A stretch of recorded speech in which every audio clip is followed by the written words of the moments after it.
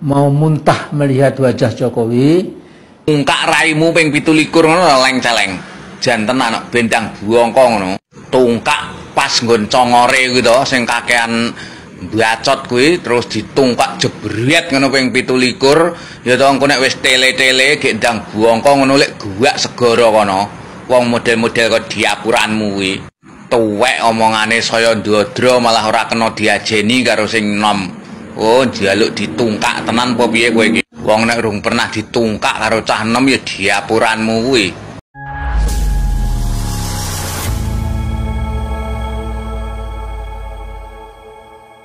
Assalamualaikum warahmatullahi wabarakatuh, saudara-saudaraku sebangsa dan setanah air.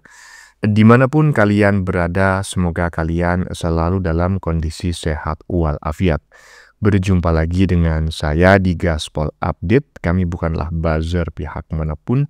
Kami hanya menyajikan keputusan ada di tangan Anda. Teman-teman, ini ada video yang menurut saya cukup menarik, yakni tentang Mbah Amin.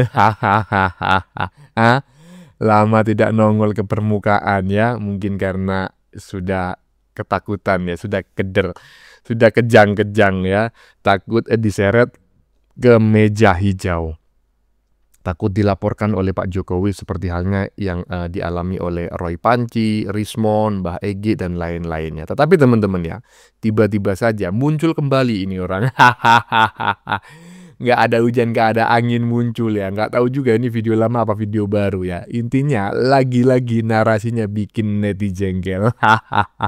Bahkan ada neti yang sampai ya kan ingin menungkak mulutnya Mbah Amin ini sampai 27 kali. Biar cepat bongko katanya. Apa Indonesianya menungkak itu ya? Menungkak ya. 27 kali. Ya pokoknya menjejalkan tumit kaki ya ke mulut. Orang seuzur itu ya digitukan loh oleh netizen. Tapi ya gimana lagi ya kan? Tua tapi ndak bisa dihormati ketuaannya. Ya, nasibmu Mbah. Nah, bagaimanakah videonya dan bagaimanakah respon netizen? Mari kita tonton bersama, kemudian mari kita komentari bersama di bagian akhir video. Ini dia. Pusing, gila. Dunia maya disibukin oleh ujaran kebencian. Woi, lu pada gila ya? Setiap buka berita, tolak grip lah, tolak Hercules lah. Dan yang gak habis gue pikir, hampir semua media angkat berita masalah isu ijazah Pak Jokowi. Nggak ada isu yang lebih penting apa? Hah? Sadar woi, sadar. Udah tahu si Roy Suryo udah maling panci. Maling panci lu pada dengerin. Dan media TV, media sosmed sibuk ngurusin masalah ini. Nggak penting woi. Kita ini sudah dihipnotis oleh berita-berita yang nggak penting. Sampai lupa fokus bergandengan tangan untuk pemerintah menuju Indonesia emas.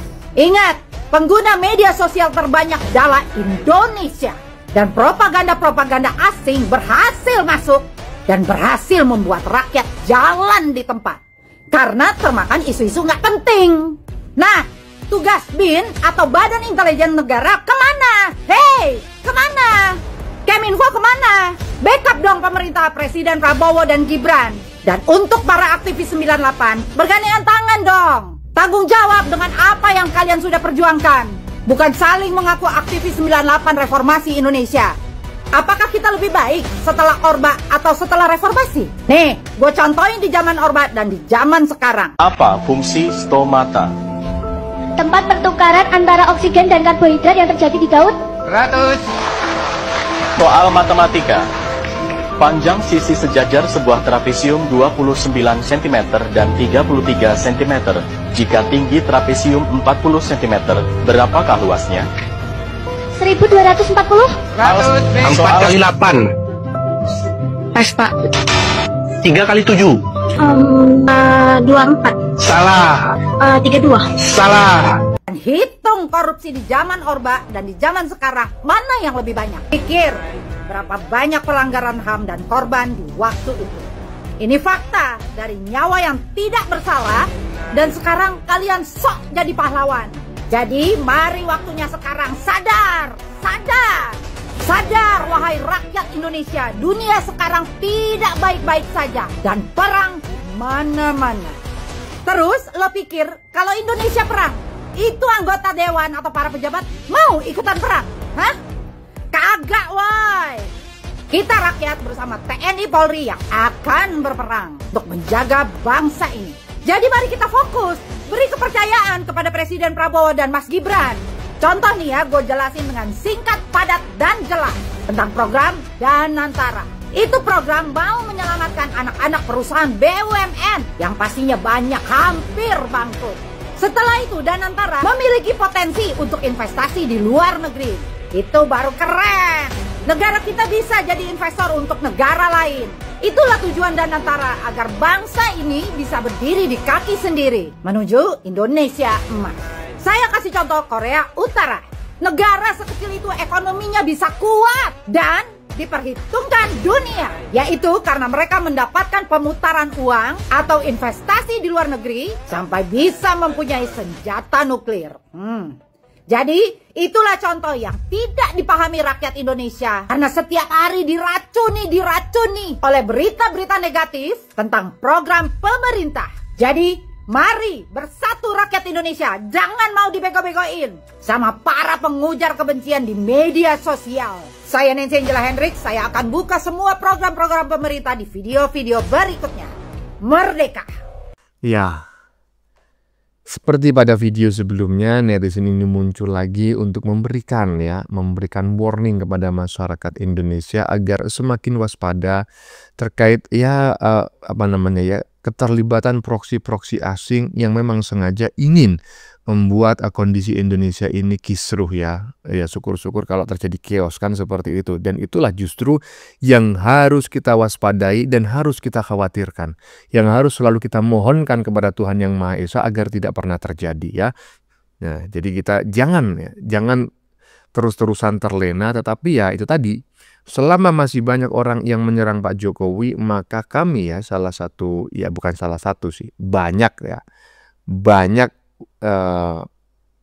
banyak warga Indonesia gitu ya yang memang memiliki taste, memiliki penjiwaan dan keinginan ya untuk memberikan opini gitu ya, untuk penyeimbang agar opini masyarakat yang digiring itu tidak terjerumus ke opini yang ingin mereka bangun ya, yang sangat mengerikan, saya yakin ya.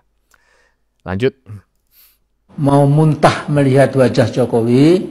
Tungkak raimu ping 17 ngono leng-celeng.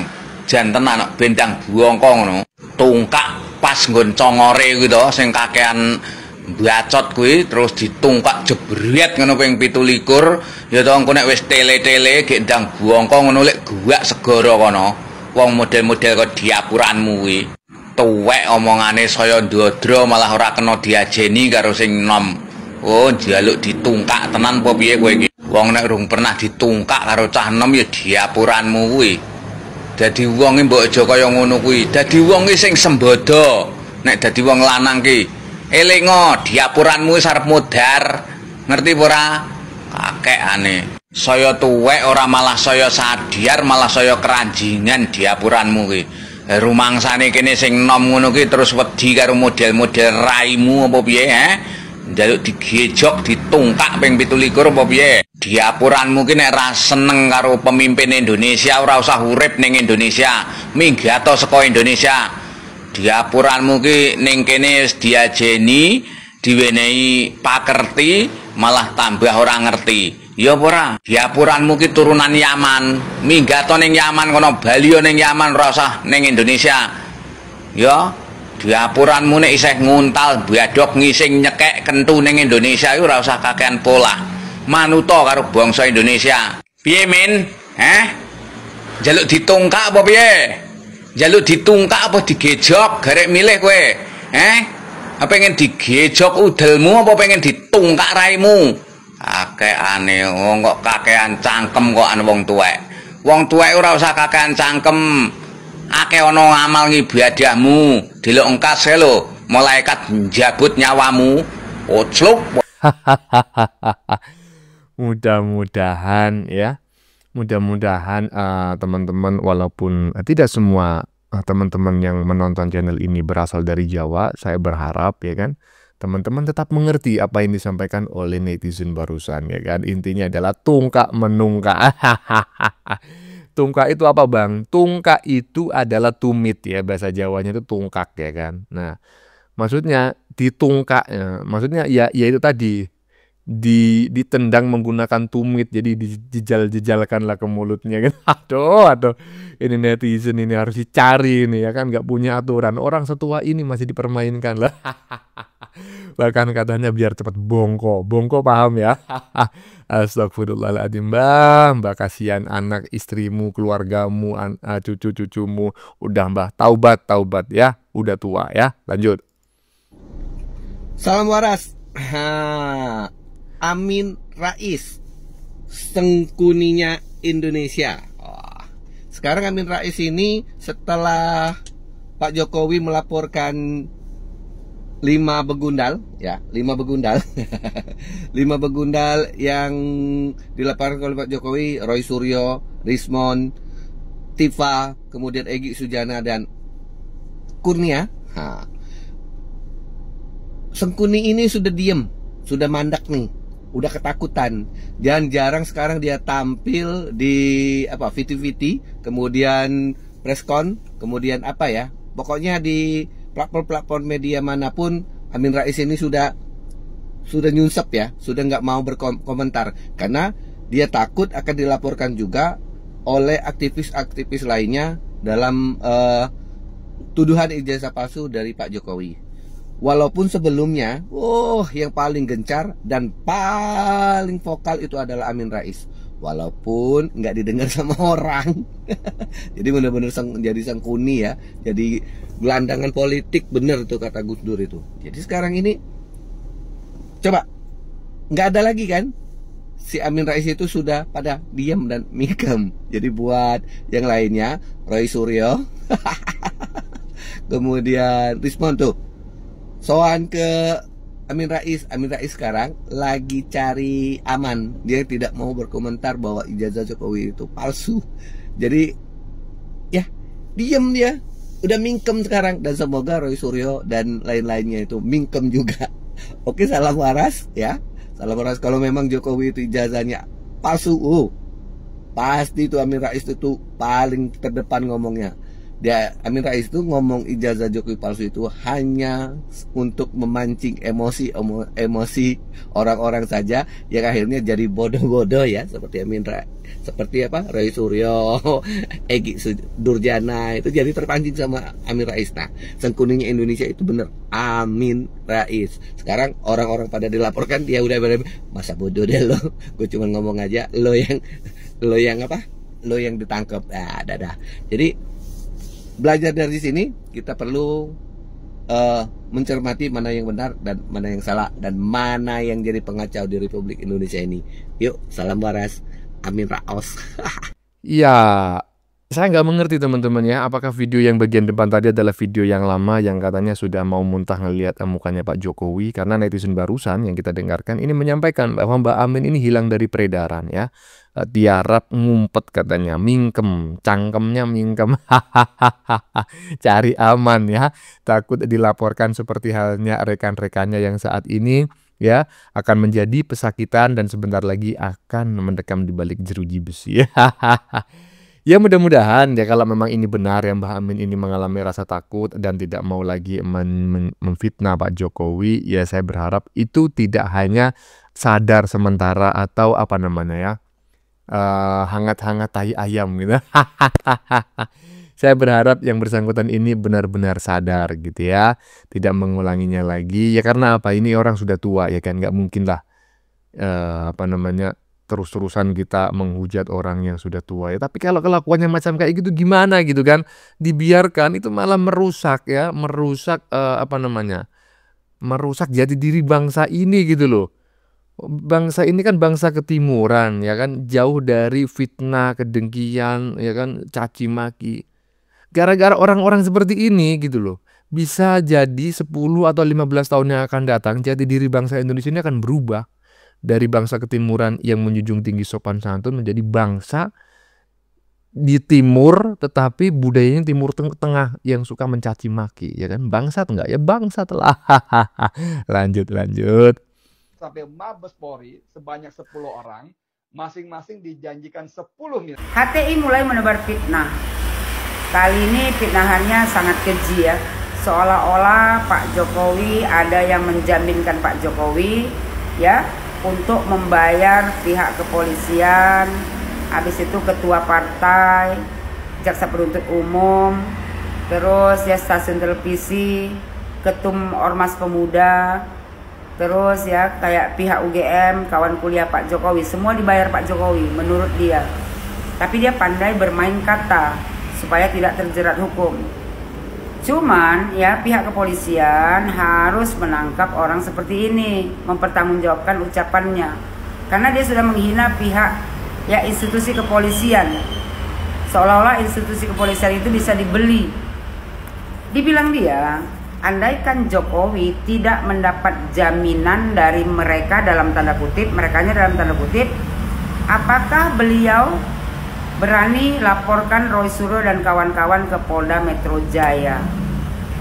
Buat kau HTI, ya, kau pikir siapa Roy Suryo? Siapa si Rismon? Siapa si Tipa? Sampai Bapak Joko Widodo tidak berani melaporkan ya si Panci dan kawan-kawan ke Polda Metro Jaya.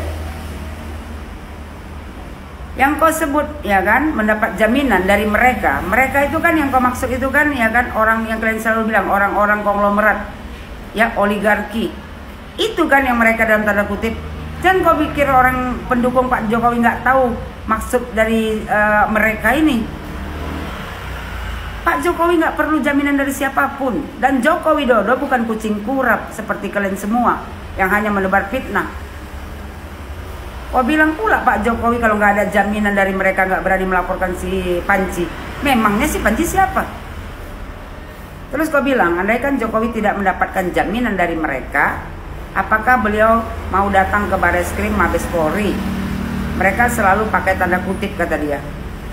Jokowi tidak perlu jaminan dari siapapun untuk datang ke Mabes Polri. Paham kau? Lalu kata dia, andaikan Bareskrim Mabes Polri tidak mendapatkan jaminan dari mereka, apakah Jokowi dipanggil untuk dimintai keterangannya? Lalu kata dia, jadi lumayan banyak andaikan-andaikan.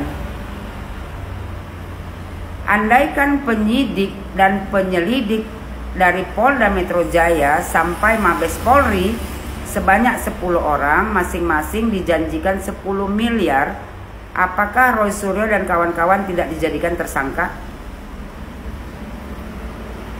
Ini kan dia pandai bermain kata, seolah-olah ya mereka tadi yang menjamin Pak Jokowi itu membayar pihak Mabes Polri sama Polda Metro Jaya supaya Roy Suryo dan kawan-kawan dijadikan tersangka. Nanti seandainya Roy Suryo dijadikan tersangka dan kawan-kawan, mereka meyakini bahwasanya pihak kepolisian sudah dibayar masing-masing 10 miliar. Nggak kurang ajar. Kata dia, andaikan penyidik dan penyelidik masing-masing dijanjikan 10 miliar, apakah ijazah Jokowi akan diumumkan palsu? Ya, berarti pihak Bareskrim yang mengumumkan ijazah Pak Jokowi itu asli, itu sudah dibayar sama Pak Jokowi 10 miliar kata dia. Masing-masing. Seandainya orang Roy Suryo yang membayar pihak kepolisian, ya, itu pasti diumumkan ijazah Pak Jokowi itu palsu. Ini pihak kepolisian mesti ambil tindakan tegas nih untuk orang satu ini. Ini sudah merendahkan institusi kepolisian, seolah-olah polisi itu bisa dibeli.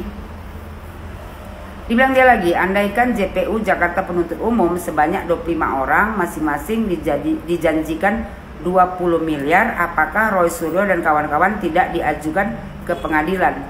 Jadi nanti seandainya Roy Suryo diajukan ke pengadilan ya dan kawan-kawan ya, itu berarti pihak jaksa penuntut umum sudah dibayar masing-masing 20 miliar. Ya, pihak penuntut umumnya itu ada 25 orang. Aku nggak tahu lagi lah kalau pihak kepolisian tidak menanggapi ya kan fitnahan dia ini. Ya, buat Bapak Joko Widodo, kalau Bapak mendengar video yang satu ini, ya tolonglah Pak bawa ke jalur hukum. Karena ini udah fitnahan terlalu keji. Terus kata dia lagi, termasuk 9 ketua partai di Senayan, masing-masing dapat 50 miliar. Katanya ketua partai, 9 ketua partai di Senayan dapat 50 miliar masing-masing. Nggak gila tuduhannya ini. Ya, pihak kepolisian tolong pertanyakanlah siapa saja ketua partai di Senayan yang masing-masing mendapatkan 50 miliar. Kami rakyat Indonesia mau tahu juga. Kata dia lagi, ya kan, ada stasiun televisi, 10 stasiun televisi masing-masing dibayar itu 30 miliar. Terus kata dia ada ketum Ormas Pemuda, ketua umum ya Ormas Pemuda 10 ketum Ormas Pemuda masing-masing 10 miliar dapatnya. Ada lagi kata dia 11 orang ya katanya kawan sekuliahan Pak Jokowi dibayar juga masing-masing 10 miliar. Kaya lah kawan Pak Jokowi yang 11 orang itu kalau dibayar 10 miliar. Apa ya, ngeri kali tuduhan kau ini. Ya, mudah-mudahan kau ini bisa terjerat hukum karena ini udah jatuhnya fitnah. Dibilang dia lagi, andaikan rektor, wakil rektor, dekan, wakil dekan dan kaprodi Fakultas Hutan UGM masing-masing 10 miliar. Andaikan lagi 25 buzzer ya masing-masing dibayar 1 miliar. Itu angkanya kata Bang Dullah, kata dia ya, dilah lah aku rasa cuman 2,58 triliun. Jadi 2,6 triliun kurang ya. Padahal kata Bang Dullah ya, Jokowi punya uang tanpa seri. Apalagi mereka tanda kutip yang mendukungnya. Yang mendukungnya kan kata si Dullah ini kan apa namanya tuh, cukong-cukong konglomerat. Jadi itu kata dia yang tanda kutip mereka itu yang menjamin Pak Jokowi. Makanya Pak Jokowi berani melaporkan si Panci dan kawan-kawan ke Kapolda Metro Jaya. Yang menjadi pertanyaannya, apakah si Panci, si Rismon, si Tipa, ya, si Egy, Rizal Padilla, siapa lagi satu lagi, si Kurnia itu, ya, orang yang sangat penting di Indonesia ini yang ditakuti Joko Widodo, sehingga Jokowi tak berani melaporkannya ke Polda Metro Jaya. Mr. Panci dan kawan-kawan hanya kucing kurap, ya. Jadi nggak mungkin Jokowi nggak berani melaporkannya. Nggak perlu jaminan dari siapapun Jokowi untuk melaporkan Mr. Panci dan kawan-kawan ke Polda Metro Jaya. Yang kalian hadapi nih mantan presiden.